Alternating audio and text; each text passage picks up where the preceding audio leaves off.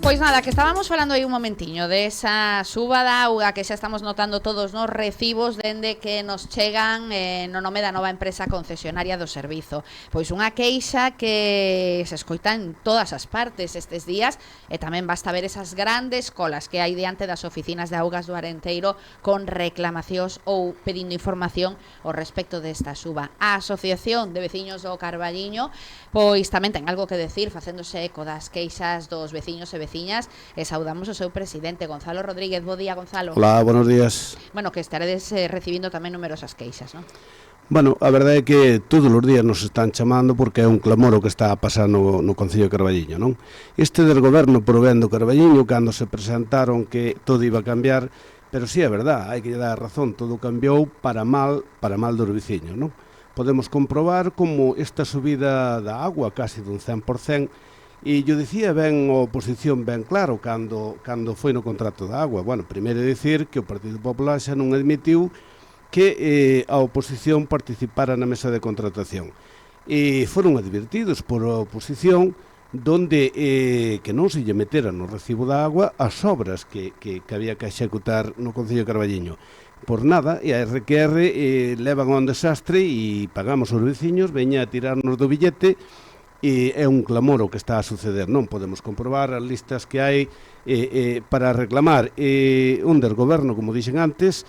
Nós o que pedimos é que se paralice o cobro e que se busque unha solución, porque este é un desgoberno total e nos levan á ruína as nosas carteiras. O que si hai que dicir que quen tiña que facerse de cargo do que son as obras tiña que ser a Confederación Hidrográfica, tiña que ser a Xunta de Galicia, tiña que ser o Goberno do Estado, pero aí é onde está a gestión dun político, non?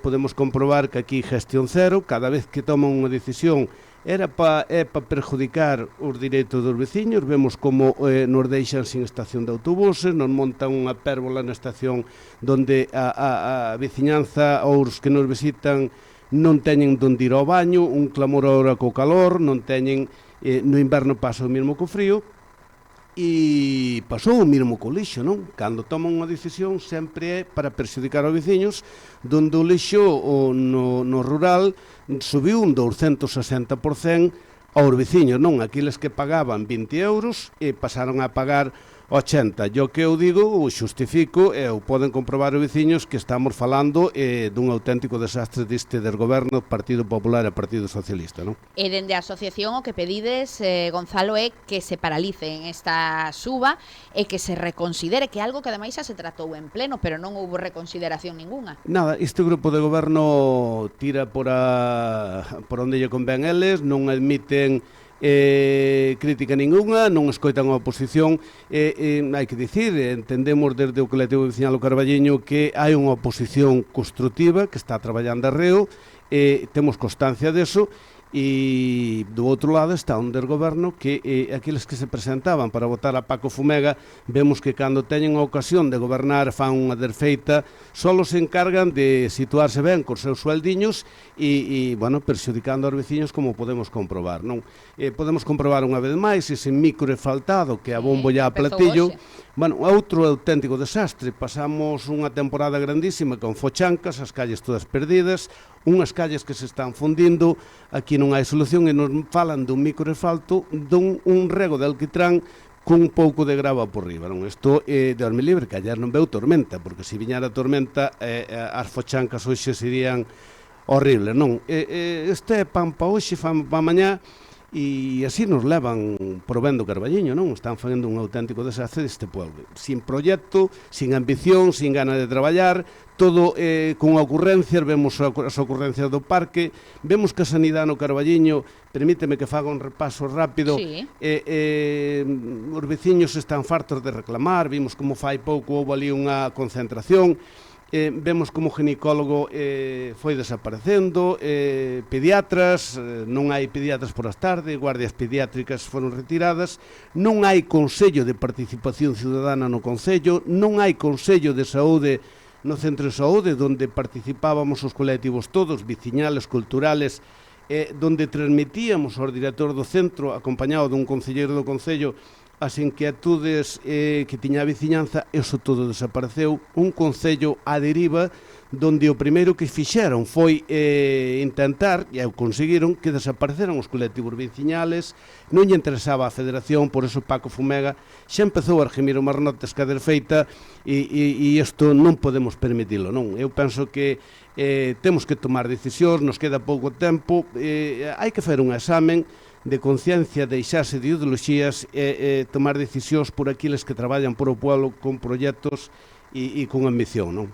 E Gonzalo, ahora que mencionabas o tema do Consello de Participación Cidadana para a Saúde, eu creo recordar que isto se aprobou en pleno, que se iba a convocar, pero por lo de agora nada, os colectivos en pleno levanse aprobado moitas cousas. O Consello de Participación Ciudadana, xa non hai orzamentos, teñen unha maioría, non son capaces, non se entenden, non se levan entre eles, pero o importante é o Consello de Saúde tamén, donde podemos escoitar a concelleira do Partido Popular que dixo que en Carballiño e na provincia de Ourense que era a mellor sanidade do mundo inteiro, e quería felicitar a concelleira. Eu penso que os veciños podémoslo comprobar que é mentira. A sanidade en Carballiño e en Ourense sabemos de pacientes que levan ano e medio para fazer unhas pruebas, fixeronllas agora despois de ano e medio, e esperarán outro ano e medio para pasar o especialista que lle toca, non? Isto non o podemos permitir, non? Temos que cambiar de rumbo, deixar ideoloxías e votar por aqueles que traballan por o ben de Carballiño, para mellorar a calidade de vida dos nosos veciños, non? Neste caso, no dos recibos da auga, ides pedir pois directamente ao Concello algunha solución? Vamos a esperar a que pase o pleno de mañá e vamos a escoitar ao grupo de goberno, que é difícil podelos escoitar, porque cando un partido político da oposición presenta unha moción, eles a rexeita, non? Vai por vía de urxencia, e eles o que non queren é escoitar a veciñanza, non queren escoitar a oposición. E vemos tamén como a desfeita no grupo de emerxencias, vemos como todo a deriva, isto non nos leva a ningún sitio, non? Ben, pois mañá no pleno, como ben decías, Espazo Común vai a levar unha moción de urxencia, hai que debater se debate ou non, porque primeiro se debate se é urxente ou non e se inclúe na orde do día, así que veremos o que acontece mañá no pleno, e en función deso, pois o colectivo do Carballiño seguirá recollendo as inquedanzas veciñais e vendo a resposta que se dé a esta petición no pleno, pois tamén, como decías, actuaredes no seu caso. Pois Gonzalo, graciñas por estes minutiños para facer este repaso por como está a situación do Carballiño e como lle afecta aos veciños e veciñas. Bueno, gracias a Cadena SER por dar este espacio para poder manifestar a inquietud dos veciños. Gracias.